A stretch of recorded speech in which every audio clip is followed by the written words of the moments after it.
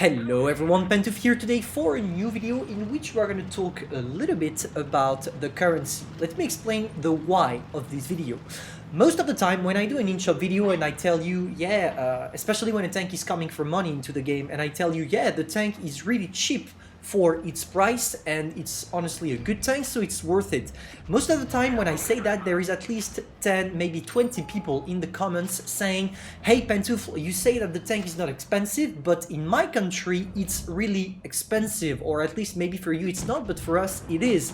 And it gave me the idea of this video because we have a massive problem that is occurring not only among the wargaming community, but literally on every single game in this planet, which is the currency differences between each countries. And that's why today we're going to try to analyze the problem. I'm going to try to talk a little bit about it so you understand what is the problem and why some countries have way more advantage than others. So let's not lose too much time and jump directly into it. So to start with the problem, you need some definitions because that's how we're going to proceed. The first thing I want to talk about is probably the currency itself. What is a currency? The currency in World of Tanks Blitz is the money you are using to buy things in the shop. Most of the time I'm talking about money, not really gold, because gold is an overall value that we all use, so we are all equal when it comes to gold. But I'm talking about money. For example, if let me give an example. If there is a 10 euros tank in the shop for French people, people from maybe, let's say, Romania will have the same tank but for a different price, which is not going to be 10 euros. Maybe it's going to be, let's say, 100 ROM. I don't know what it's like and how much value it is, but you get the spirit of what I mean. And therefore you understand by now that we have multiple currencies in the game which adapts to the country you are in. And the thing is, those currencies, all of them have a different value on the global market. Let me explain to you. Based on the economy of your country, if your country is a rich country, your money is going to be worth more than monies or values that are coming from poor or maybe third world countries, these kind of stuffs. And therefore we have, and we can see a path here, some rich countries are going to be extremely advantageous when it comes to spending money into the game. Let me explain to you real quick what I mean here. Let's take a tank. Wargaming is putting a tank in the shop for 10 euros. That's the value of the tank in France, at least 10 euros. 10 euros in France is the equivalent of 2 beers if you go in a restaurant. So if I decide to buy this tank for 10 euros, I'm only denying 2 beers to get the tank. Whereas 10 euros, maybe let's say, I don't know, I'm going to take Romania as an example because that's the first country I have in mind. But imagine in Romania, 10 euros is worth 1 week of food. So in order for you to get a new tank, you will have to give up on 1 week of food. And as you can see, already we do not have the same expectations and the same values for our money. Which means that in France, you are going to get advantage because 10 euros is not that much compared of what it is worth in Romania.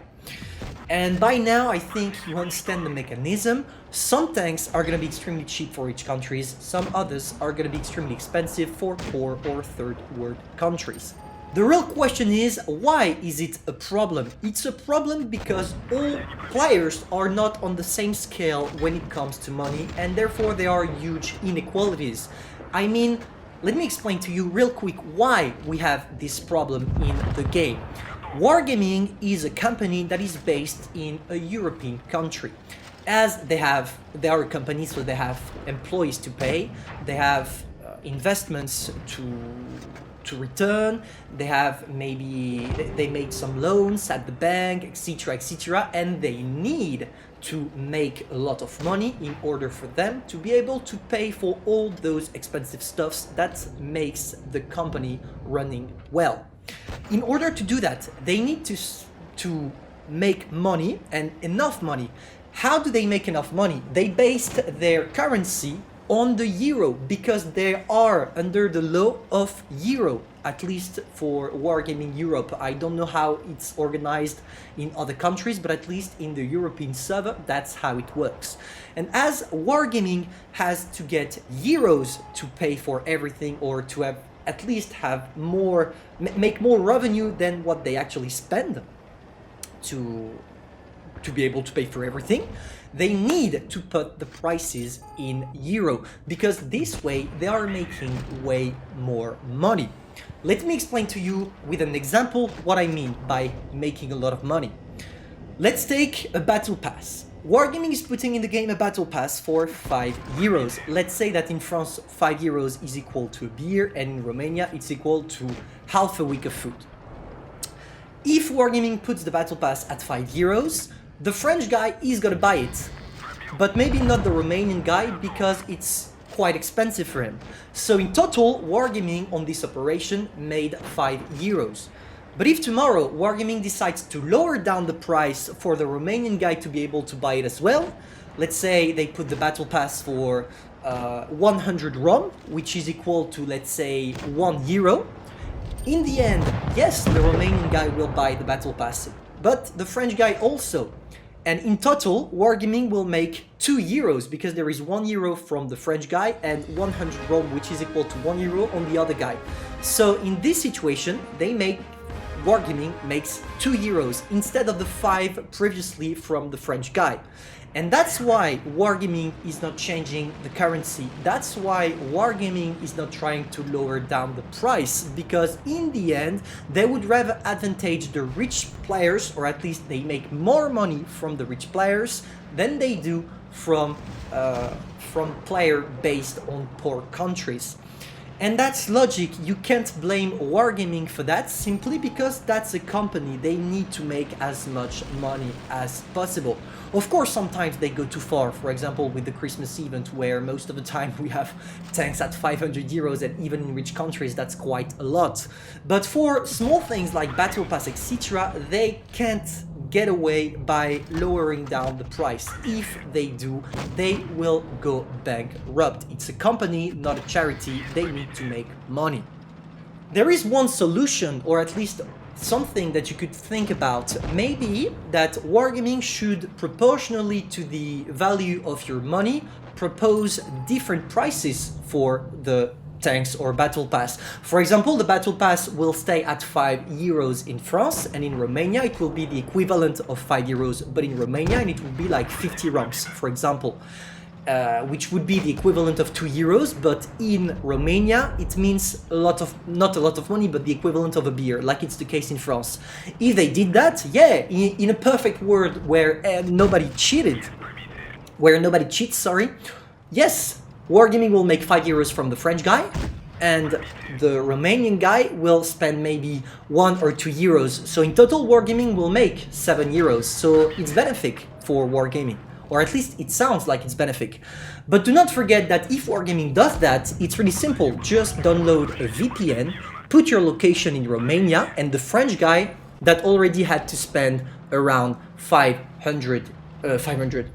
euros will only have to spend the equivalent of 2 euros. So in the end, Wargaming will still lose money, because instead of doing 5 euros with the French guy, they will do only 2 euros from the French guy plus 2 euros from the Romanian, so 4 euros combined.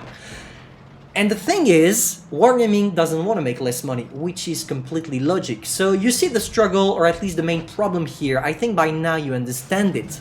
Now the real question is, how could we change that? There are some things we could do, or at least some solutions that we could find. For example, a global market directly in World of Tanks Blitz. For example, we have like a market where everything is for gold, and you put your tank, let's say your IS-6 in the auctions, starting at 500 gold, at 5,000 gold, and people will gamble to get it.